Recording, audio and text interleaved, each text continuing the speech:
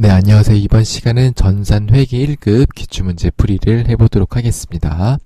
1번, 다음 중 일반기업 회계 기준에 따른 재무제표의 종류에 해당하지 않는 것은, 그래서 재무제표의 종류에는 우리가 5가지가 있었죠.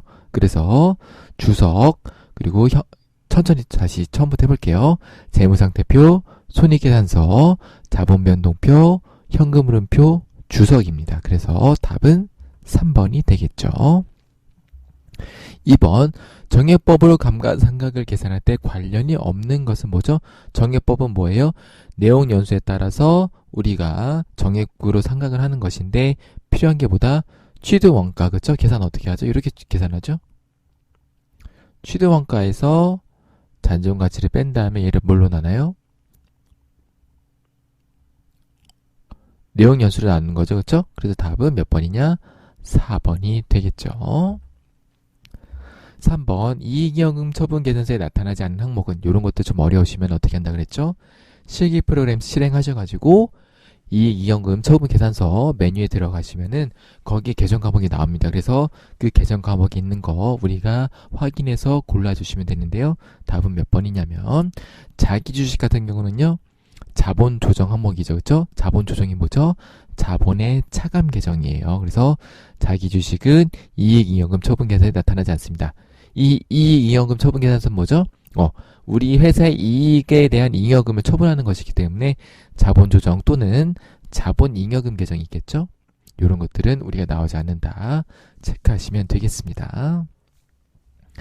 4번, 수익인식 기준에 대한 설명로 잘못된 것은 1번, 위탁 매출은 위탁자가 수탁자로부터 판매 대금을 지급하는 때의 수익을 인식하는 게 아니라 뭐죠?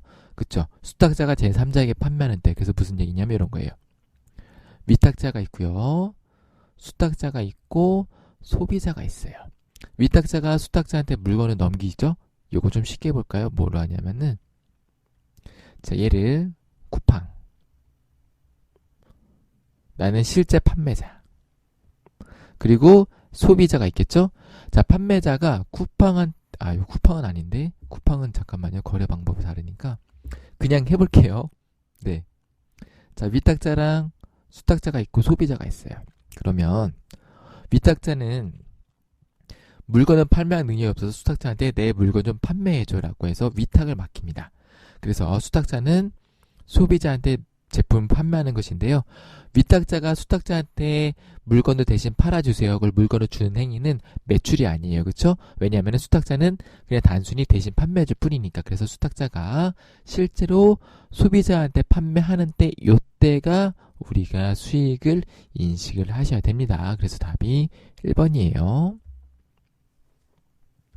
5번, 계정 과목의 분류가 나머지 계정 과목과 다른 하나는 무엇인가? 라고 돼 있어서 보세요. 2번 산업재산권, 3번 프랜차이즈, 4번 소프트웨어는 무형자산이고 임차보증금은요, 기타 자산입니다. 그래서 답은 1번이 되겠습니다. 요것도 헷갈리시면요, 실기 프로그램 실행하셔서 재무상태표에 있는 계정을 확인해 하시면 조금 더 쉽게 문제를 풀 수가 있겠습니다.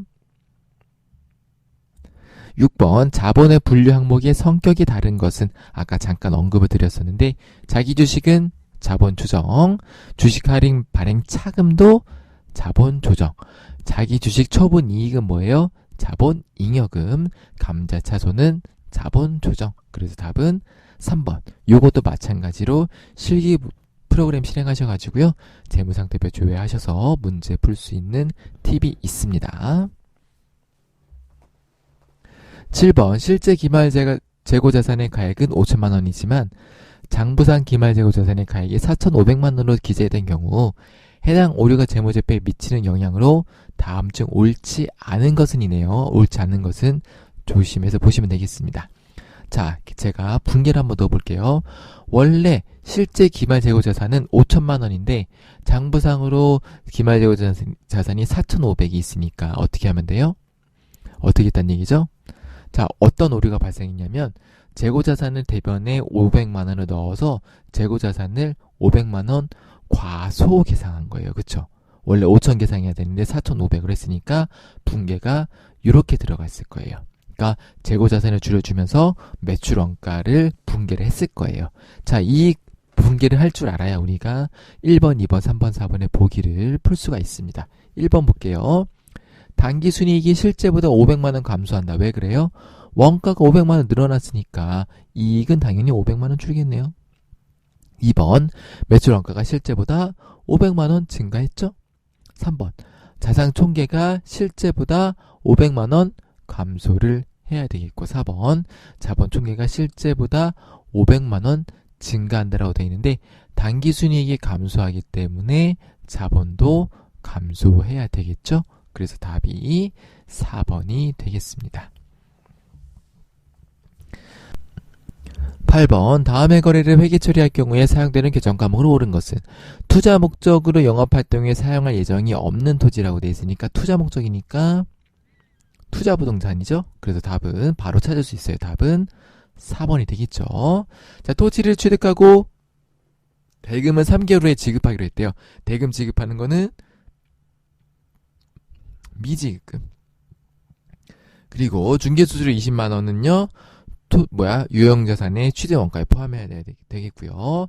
타인이 발행한 당겨수표니까 현금으로 처리하시면 되겠습니다. 그래서 분계를 이렇게 할 수가 있어요. 이렇게 하셔서 답은 요 투자부동산이 포함되어 있는 4번이 되겠습니다. 9번, 원가 개념에 관한 설명은 옳지 않은 것은 1번, 관련 범위 밖에서 총 고정 원가는 일정하다. 2번, 매몰 원가는 위사결정에 영향을 주지 않는다. 3번, 관련 범위 내에서 단위당 변동 원가는 일정하다. 4번, 관련 원가는 대안 간의 차이가 나는 미래 원가로서 위사결정에 영향을 준다라고 돼 있는데, 자, 일단은 제가 이렇게만 돼 있네. 자, 관련 범위가 뭐죠? 자, 이 관련 범위가 뭐냐면 조업도의 범위라고 보시면 돼요. 조업도는 뭐예요? 우리가 생산하는 것들, 이런 것들. 한마디로 그냥 생산으로 문제 풀 때는 생산이라고 보시면 돼요. 그래서 관련 범위 밖에서 내가 생산할 수 있는 이 한계 조업도 밖에서의 총 고정 원가는요, 일정한지 안 한지 알 수가 없어요. 그렇죠? 그 다음에 2번, 매몰 원가는 이미 지불한 원가니까 위사 결정에 영향을 줄 수가 없고, 3번, 관련 범위 내에서 이 조업도 범위 내에서는 단위당 변동 원가는 일정하고요. 4번, 관련 원가는 대안 간의 차이가 나는 미래 원가로서 위사 결정에 당연히 영향을 주겠습니다. 관련되어 있는 원가이기 때문에. 그래서 관련 범위라는 내용을 잘 헷갈리시면요, 조업도라고 쓰시고요. 조업도도 헷갈리시면은 생산량이라고 쓰시면 됩니다. 그래서 이렇게 단어를 좀 바꾸고 문제 풀이를 하시면은 조금 더 쉽게 풀이를 할 수가 있겠습니다. 10번, 제조원가 명세서에 제공되는 정보가 아닌 것은 요거 단골 문제죠. 뭐예요? 답은 4번이죠. 헷갈리시면 어떻게 한다고요? 제조원가 명세서 실기 프로그램에 들어가셔가지고 제조원가 명세서 클릭하신 다음에 조회하셔서 계정 과목 확인하시면 더 정확하게 풀 수 있겠습니다. 11번, 보조부문 원가의 배부 기준은 적합하지 않은 것은 약간 자의적인 판단이 필요하긴 한데 풀어볼게요. 1번, 건물 관리하는 거니까 건물이니까 면적이 좀 알맞겠고요. 2번, 공장의 인사관리 부분은요, 급여 총액이 아니라 어떻게 해야 되겠어요? 그쵸? 사람 수대로 해야겠죠? 명수, 종업원 수 이런 식으로 표현하시면 되겠고, 전력 부문은 당연히 전력 사용량 하시면 되겠고요. 수선 부문은 마찬가지로 수선의 횟수로 하시면 조금 더 정확하겠죠. 그래서 요거는 굳이 얘기하자면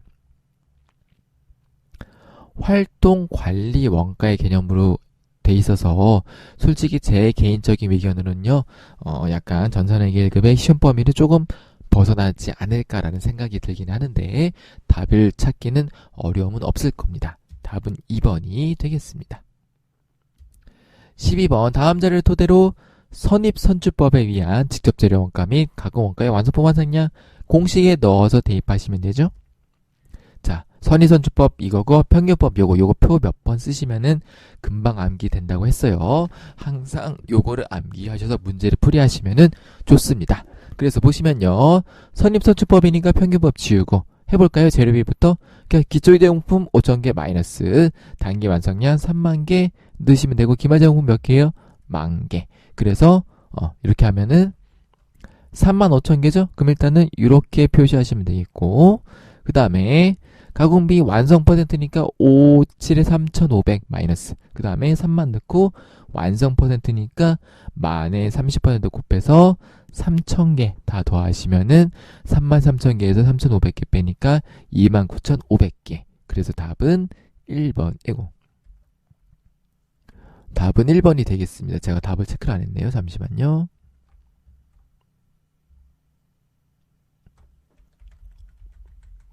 네, 자, 그래서 답은 1번이 되는 거를 확인할 수가 있겠습니다. 13번 우리나라 부가가치세법의 특징을 옳지 않은 것은 뭐죠? 소비지구 과세원칙 많고 전단계 세액공제법. 그래서 우리는 전산회계이긴 하지만 전산세무도 공부를 한다. 간접세죠. 답은 2번이 되겠습니다. 14번 부가지세법상 과세기간 등에 대한 설명을 옳지 않은 것은 1번 사업 개시 이전에 사업자 등록을 신청한 경우에 최초의 과세기간은요 신청한 날부터 신청일이 속하는 과세기간의 종료일까지라 한다. 2번 사업자가 폐업하는 경우의 과세기간은요 폐업일이 속하는 과세기간의 개시일로부터 폐업일까지가 되겠고 3번 폐업자의 경우 폐업일이 속하는 과세기간 종료일로부터 25일 이내 확정신고를 하는 게 아니라 뭐였죠? 과세기간 종료일이 아니라 보다 폐업일이 속하는 달의 다음 달 25일까지. 무슨 얘기냐면 이런 거예요. 내가 1월 27일날 폐업을 했어요. 그럼 언제까지 하라고요? 폐업일이 속하는 달이 언제예요? 1월. 다음 달이니까 언제까지 하라고요? 2월 25일까지 하라는 뜻이에요. 이렇게. 요 말이 그런 뜻입니다. 자, 그런데 요 말 뜻은 뭐냐면요. 과세기간 종료일 언제예요? 1기 예정신고 3월 30일이죠. 그럼 언제까지 하라고요? 4월 25일까지 하란 얘기인데 요게 틀렸죠. 그쵸? 4월 25일까지 하는 게 아니라 언제까지요? 2월 25일까지 해야 됩니다. 그래서 답이 3번이 되겠습니다. 15번 부가지세법상 매입세 공제가 가능한 것은 1번 사업과 관련 접대용 물품이니까 안 되고 2번 제조업의 영위는 법인이 업무용 승용 승용차인데 1998cc, 1000cc 초과니까 안 되고 제조부서가 화물차 수리를 위한 거니까 답이 3번이 되겠죠. 네, 이렇게 보시면은 되겠습니다. 잠깐 쉬었다가 실기로 넘어가 보겠습니다. 실기 1번입니다. 거래처 등록 메뉴를 이용해서 추가로 등록하시면 되겠고요. 2번 우미기계 기초채권 및 채무의 올바른 자리는 다음과 같다. 거래처별 초기 이월 들어가셔가지고요. 계정 과목별 거래처 확인하셔가지고요. 다른 금액이 있다면은 여기 있는 금액으로 올바르게 수정하시면 되겠습니다. 3번 정기분 재무상태표를 검토한 결과 기말 재고자에서 다음과 같은 오류가 발견되었대요. 관련된 정기분 재무제표를 모두 수정하시오라고 되어 있습니다. 그래서 이거는 실습을 해볼 건데요. 자, 원재료 계정 과목이 틀렸네요. 원재료는 어디 있죠? 제조원가 명세서에 있어요. 그래서 제조원가 명세서부터 손익계산서, 이익영업 처분계산서, 재무상태표를 모두 다 수정하셔야 돼요. 그래서 조금 어렵습니다. 자, 그래서 이렇게 요 내용을 일단 알고 계셔야 되겠죠?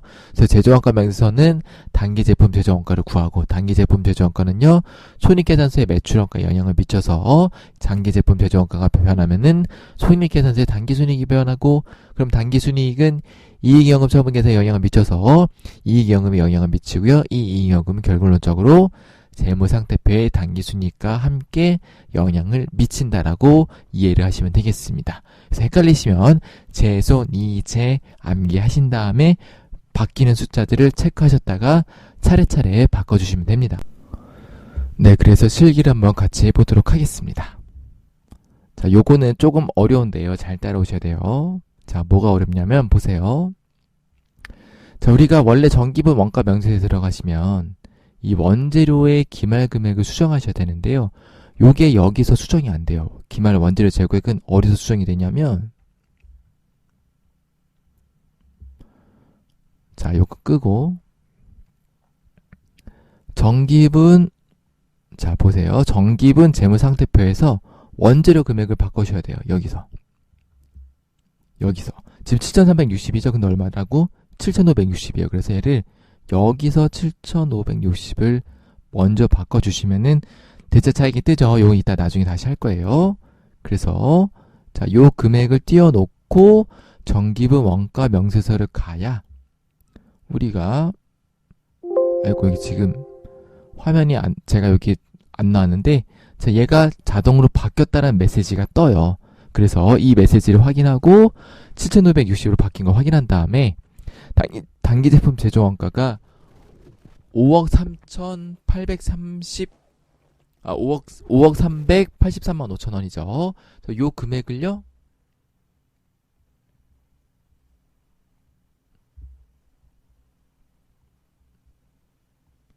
손익계산서에 가셔가지고 자 여기 있는 요 제품 매출 원가가 505죠? 근데 얘가 얼마가 된다고? 얘가 5억 3천이 돼야 됩니다. 그래서 자 요 금액을요 505가 아니라 503으로 바꿔주셔야 됩니다. 자 그러면 어떻게 되냐 이렇게 되면은 뭐가 바뀐다고요? 단기순위 133,865죠? 어디로 간다고요? 이익여금처분 계산서 가서 단기순익을요 131이 아니라 133이었죠? 133,865로 바꿔주셔야 방금 여기 있던 오류 금액이 없어집니다. 그래서 이렇게 하신 다음에 다시 마지막으로 재무상태표를 가시면은 대차차익 200 있죠. 요거를 정리를 해야 되는데 자, 요 이어링이익금을 200 늘려주시면 돼요. 그래서 얼마냐면은 71 이렇게. 그래서 대차차익이 없어지는 거를 확인을 하시면은 풀이를 다 완료하신 겁니다. 조금 어렵죠. 어려워서 요거는 한번 연습을 하시면은 이거 좋을 것 같습니다. 그래서 요거는 좀 별표니까 여러분들이 한 번 더 답을 보지 않고 몇 번 해보시면은 금세 잘 하실 수 있을 거예요. 그래서 이렇게 정리를 하시면 되겠습니다. 자, 다음 실기 2번 일반적표 입력입니다. 1번 제조부서의 7월분 건강보험료 68만원은 보통 예금으로 납부하였습니다. 납부한 건강보험료 중에서 50%는 회사 부담분이고 회사 부담분 건강보험료는 복리후생비를 처리한다. 그래서 복리후생비를 50%인 34만원 넣어주시면 되겠고요. 나머지 근로자가 부담해야 되는 것도 어떻게 하는 거죠? 우리가 급여에서 먼저 예수를 해서 먼저 뗀 다음에 나중에 납부만 대신하는 거죠. 그래서 복리후생비랑 예수금으로 처리를 하시면 되겠습니다. 그래서 요거 회사 부담분은 회사의 비용이고 종업원이 부담해야 되는 것들은 회사가 단순히 대신 납부만 해주는 것이다. 그래서 예수금으로 처리한다라고 확인하시면 되겠습니다.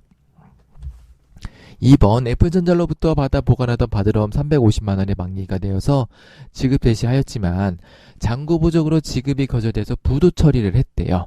자, 그래서 부도나 나옴은 부도어음과 수표 계정으로 관리하고 있으니까 부도어음과 수평으로 처리하시면 되겠죠. 그래서 바드럼을 없애주시면서 부도어음과 수표로 계정 과목을 정리해 주시면 됩니다. 어려운 건 없습니다. 단지 거래처만 넣어주시면 되겠습니다. 그래서 바드럼이 없어졌는데 계정 과목 뭘로 대체했다고요? 부도어음과 수표로 대체를 했다고요. 그래서 이렇게 처리하시면 되겠습니다. 3번 영업부서에서 고용한 일용직 직원들의 일당 42만원을 현금으로 지급을 했는데요. 원전징수는 발생하지 않는 것으로 가정했대요. 이러한 일용직 직원들의 일당은 뭘로 처리하죠? 우리가 잡급이라는 계정 과목으로 처리합니다. 그래서 계정 과목만 유의해 주시면 되겠습니다. 4번 영업부서의 사원이 퇴직해서 퇴직연금을 확정급여형 DB형 퇴직연금에서 지급하였다. 단 퇴직급여 충당부채 감소로 회계 처리하기로 한다라고 되어 있습니다. 그래서 퇴직급여 충당부채는 뭐예요? 부채죠. 부채는 원래 대변에 쓰는데 퇴직급여 충당부채의 감소니까 얘는 어디로 쓴다고요? 퇴직급여 충당부채는요. 차변에 적어주시면 되고요. 대변에는 자, 확정급여형 퇴직연금에서 지급할 때는요. 퇴직연금 운용자산이라는 계정 과목을 써요. 다시 한번 퇴직연금 운용자산이라는 계정을 써요. 그래서 확정급여형은 어떻게 하는 거냐면 회사가 확정급여형 DB형을 운영하는 금융회사한테 돈을 예치를 해요. 예를 들어서 1,000만원이면 1,000만원 1,000만원을 예치를 하면은 이 1,000만원을 금융회사가 갖고 있다가 갖고 있다가 자, 퇴직이 발생했을 때 회사가 퇴직자한테 돈을 주는 게 아니고 금융회사가 퇴직자한테 직접 돈을 줘요. 그래서 차변에는 회사의 퇴직 충당보채가 감소하는 것이지만 대변에는 회사가 준 돈을 주는 게 아니라 회사가 이미 금융회사한테 지급했던 퇴직연금 운용자산을 지급하는 것이기 때문에 이 퇴직연금 운용자산에 없어지는 회계 처리를 하시면 돼요. 그래서 조금 지저분하긴 한데 정리를 하자면 이렇게 하는 거예요. 이렇게. 그래서 이 퇴직연금 운용자산은 금융기관이 갖고 있던 사회에서 관리되고 있던 자산을 주는 것이다 라고 이해를 하시면 조금 더 깔끔하게 처리가 되겠습니다. 5번 단기시대 차익을 목적으로 2023년 5월 3일 취득하였던 더 푸른 컴퓨터의 주식 전부를 3,700만원에 처분하고 대금은 보통예금 계좌로 입금을 받았대요. 단기시대 차익 목적이니까 단기 매매 증권이 되겠고 취득 당시 관련 내용은 아래와 같대요. 자, 단기 매매 증권의 취득 시 거래 수수료는 뭐다? 비용 처리하니까 얘는 생각할 필요가 있다 없다? 취득 시 거래 수수료는 생각할 필요가 없다. 자, 취득수리 5,000 주고 취득가액이 7,000원이었어요. 그쵸? 그럼 단기 매매 증권 얼마였다? 3,500만 원이었어요. 그쵸? 3,500만 원이었는데 내가 얼마에 처분했어요? 3,700에 처분했으니까 이익 얼마? 200만 원. 이렇게 되겠습니다. 어렵지 않아요. 6번 액면금액 5천만 원의 사채를 4,900에 발행했대요. 대금은 보통예금 계좌로 입금을 받았습니다. 자, 4,900에 발행했으니까 나는 얼마 받았다? 4,900 받았다. 얼마짜리를? 5천짜리를. 그러면 어떻게 하는 거예요? 현재 가치 할인 차량금으로 나머지 100만 원을 정리한다. 그런데 사채 현재 가치 할인 발행 자금은요. 사채 할인 발행 자금으로 회계 처리를 한다는 거를 기억해 주시면 되겠습니다. 그래서 헷갈리시면 안 돼요. 보통 예금이 4,900이 들어온 거고 사채는 액면 금액인 5천만 원으로 인식을 하셔야 됩니다. 자, 문제 3번입니다. 신도기전의 제품을 판매하고 전자세금계산서를 발급받았대요. 그러면 전표용 매입 매출 전표 11과세 매출이니까 거래처를 신도기전 하시면 되겠고요. 제품 매출을 했는데요. 보시면은 어음과 외상비수금이 나눠져 있죠. 그래서 어음은 800, 외상 매출금은 300 넣어주시면 되겠습니다. 2번 제조부서의 생산직 직원들에게 제공한 작업복 10벌을 인천 상해로부터 구입하고요. 법인카드로 결제했대요. 자, 그래서 미지급금 거래처만 법인카드로 바꿔주시면 되겠죠. 과세 유형은 50질 카드과세고요. 자, 복류생비 부가세 인식하시면 되는데요. 미지급금 거래처를 뭘로 한다고요? 법인카드로 바꿔주시는 것만 작업을 해주시면 되겠습니다. 3번 미국의 PY 빈사의 제품 100개를 PB인가요? 제품 100개를 직접 수출하고 대금 보통예금 계좌로 송금을 받았습니다. 그래서 선적일인 10월 5일의 기준 환율은 1,000원이라고 돼 있네요.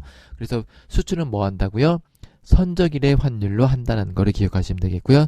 선적일보다 이전에 송금을 받으면 그 이전에 송금받은 금액으로 한다는 것까지 두 개의 포인트를 체크하시면 되겠는데 지금 문제에서는요. 먼저 받은 돈이 없고 선적일만 있기 때문에 선적일의 환율인 1,000원만 고려하시면 되겠습니다. 그래서 자, 과세유형 16 수출의 직수출이 되겠고요. 제품 매출이 얼마다? 100개에 1,000원에 1,000원이니까 100개 곱하기 1,000원 곱하기 1,000원 하셔야 되겠죠? 그래서 1억이 되는 거고요. 차변에는 보통예금 계좌로 송금받았으니까 보통예금으로 넣어주시면 되겠습니다. 4번 영업부서 직원들의 직무 역량 강화를 위한 도서를 연건서점에서 현금으로 구매하고 전자계산서를 받았대요. 자, 현금으로 구매했는데 전자계산서를 발급했으니까 어떻게 한다? 증빙은요. 전자계산서로 하셔야 돼요. 그래서 53면세예요. 전자계산서 발행됐기 때문에 요거로 하셔야 됩니다. 요거만 유의하시면은 나머지 문제는 어려운 거 없죠? 그래서 자, 도서에서 인배하시면 되겠고요. 현금 하시면 되겠습니다. 5번 개인 소비자에게 제품을 880만원에 부가세 포함해 판매하고 요번에는 현금 영수증을 발급했대요. 그래서 이때는요 현금 영수증 하시면 되겠죠. 그래서 과세 유형이 현금 과세 되겠습니다. 그래서 제품 매출을 했는데 보통 예금으로 받았는데요. 현금 영수증 발행했으니까 현과예요. 요거 조심하셔야 돼요. 현금이 아니라 보통 예금으로 처리를 하셔야 되겠습니다. 그래서 그리고 부가세 포함됐으니까 부가세를 쪼개서 제품 매출과 부가세 예수금도 나눠주시면 되겠어요. 6번 매출거래처에 보낸 연말 선물이래요. 선물이니까 접대비네. 그러니까 얘는 뭐다? 불공이네. 그쵸? 불공을 하시면 되겠고요. 아까 얘기했던 법인카드 포인트가 하나 더 추가됐습니다. 그래서 법인카드 미지급 법인카드로 법인카드 미지급 국민카드로 구분해서 넣어주시면은 완벽한 풀이가 되겠습니다. 4번 전표 수정입니다. 경영관리부서 직원을 위해서 확정급여형 퇴직연금에 가입하고 보통예금 계좌에서 1,400만원을 이체했는데요. 회계 담당자는 확정기여형 퇴직연금에 가입한 것으로 알고 회계 처리를 했대요. 아까 제가 확정급여형 한번 설명드렸죠. 확정급여형에 납입할 때는요 뭘로 한다고요? 퇴직연금 운용자산에 하는 거예요. 그래서 자 요게 포인트예요. 그래서 어떻게 됐냐면요, 수정 전에는 퇴직급여 비용 처리를 했는데요, 그렇죠? 비용 처리를 했는데 이렇게 하는 게 아니라 어떻게 한다고요? 퇴직연금 운용자산을 회계 처리해야 되니까 얘를 요거를요 이렇게 바꿔주시면은 되겠습니다. 2번 영업부서의 매출거래처에 선물하기 위해서 다다마트에서 현금으로 구입한 선물 세트를요 복리후생비로 회계 처리했대요. 그러니까 자 복리후생비를 뭘로 회계 처리해야 돼요? 접대비로 회계 처리하셔야 되겠죠. 그리고 유형을요 불공으로 바꿔주시면 되겠고요. 불공지 사유도 추가하시면 되겠고, 그리고 중요한 건 뭐다? 불공이기 때문에 자동으로 부가세는 없어질 겁니다. 그래서 이렇게 회계 처리를 유의 깊게 하시면 되겠습니다. 자, 5번 결산자료 입력입니다. 7월 1일에 가입한 토스은행의 정기예금을 긴각에 대해서 기간 경과분 이자를 계산했습니다. 단 이자 계산은 월화를 계산하며 원천지수는 없다고 가정한다. 그러니까 내가 이자를 받을 게 있는데 12월 31일 기준으로 이자를 계산해야 되겠죠. 이자 수익으로. 근데 얼마다? 만기가 1년인데요. 7월 1일에 가입했으니까 우리는 몇 개월치? 12분의 6개월치 6개월만 하시면 되겠고요. 이자를 6%로 계산하시면 되겠죠. 그래서 500만원에 12분의 6에 6%를 곱하시면 얼마냐면은 얼마죠? 30만원에 15만원인가요? 그래서 15만원만큼 미수 수익을 계산을 하시면 되겠죠.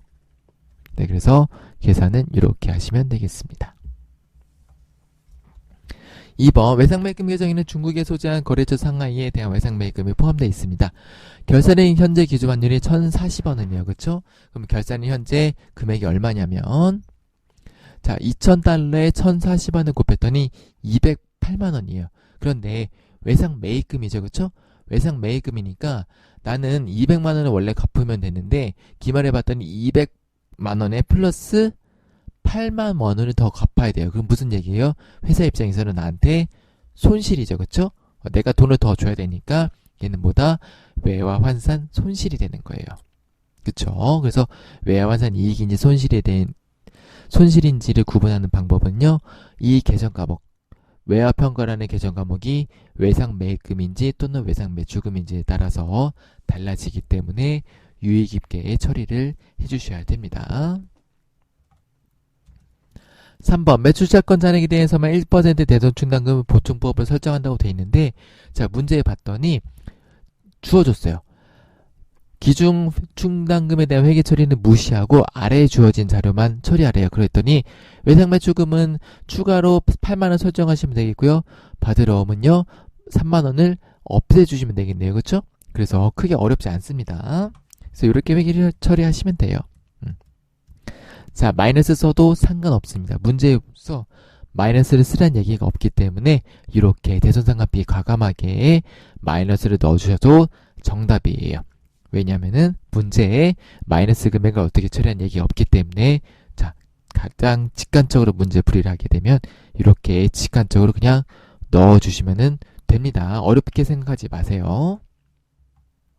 자, 그리고 중요한 건 뭐다? 자, 외상매출금이 몇 번이죠? 계정과목이 108번. 받으러움이 110번이에요. 그래서 대상충당금도 각각의 계정에 대해서 넣어줘야 된다는 거를 추가적으로 확인해 주시면 되겠습니다. 자, 문제 6번 조회입니다. 자, 1기 부가세 예정 신고에 발행된 자료 중에서 현금 영수증이 발행된 과세 매출의 공급가액은 얼마인가? 이렇게 과세 유형을 구분할 때는 뭐죠? 메인 매출장에서 조회하시면 되겠고요. 요거 조회하는 거는 다 같이 한 번에 해볼게요. 자, 그 다음에 2번 6월 한 달 동안 발생한 제조원가 중에서 현금을 지급한 거니까 이럴 때는 뭐다? 우리가 일기표 또는 월기표 조회하시면 되겠고요. 자, 3번 6월 30일 현재 외상매입금 잔액이 가장 작은 거래처명과 외상매입금 잔액은 얼마인가? 이거는 어떻게 한다고요? 거래처 원장을 조회하시면 되겠습니다. 그래서 한번 같이 해볼게요. 자, 일단은 1번부터 보시면 자, 매일 매출장이죠? 그래서 아이고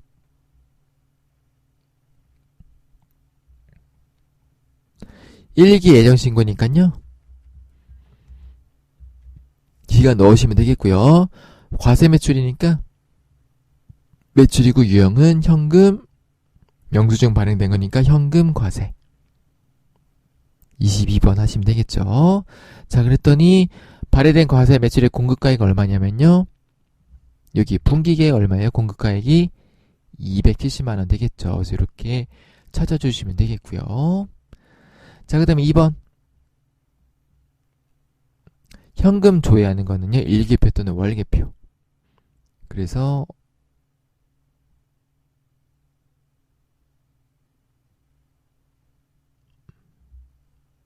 여기에서요.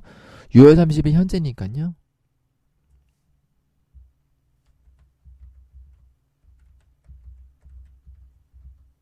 (6월 30일) 현재 외상매입금 잔액이죠.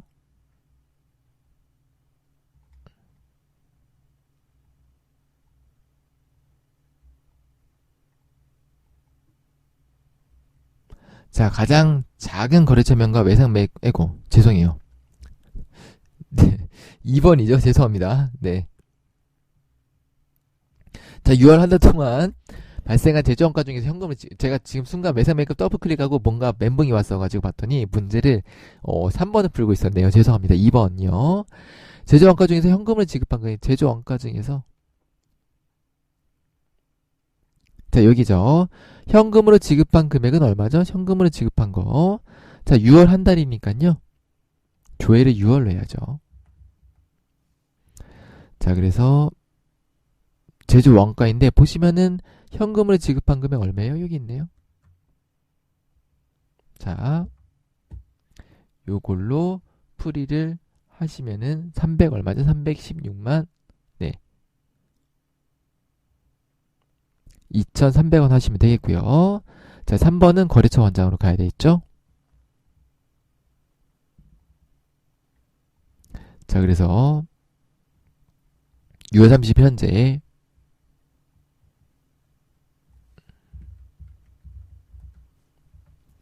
외상매입금의 거래처는 처음부터 끝까지 보시면은 잔액이 가장 작은 거래처명이랑 잔액이니까 자, 잔액이 가장 작은 게 어디냐면 여기 있네요.